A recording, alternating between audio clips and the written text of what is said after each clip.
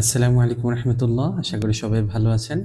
আলহামদুলিল্লাহ, আমরা ফ্রি কোরআন শিক্ষা সিরিজের অলরেডি 37টি ক্লাস কমপ্লিট করে ফেলেছি। আজকে 38 নাম্বার ক্লাসটি হবে। দেরি করব না, চলুন ক্লাসটি শুরু করি।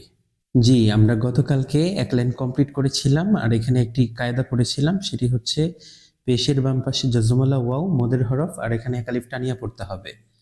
তো আশা করি সবার কায়দাটা মনে আছে। চলুন আমরা সামনে পড়ি।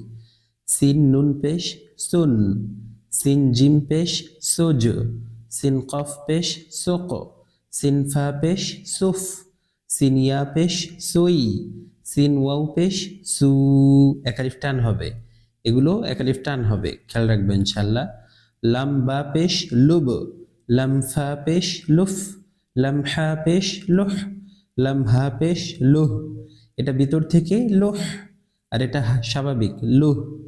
লাম র পেশ লুর, লাম ওয়াও পেশ লু, দাল নুন পেশ দুন, দাল র পেশ দুর, দাল কাফ পেশ দুক, দাল সিন পেশ দুস, দাল জা পেশ দুজ, দাল ওয়াও পেশ দু।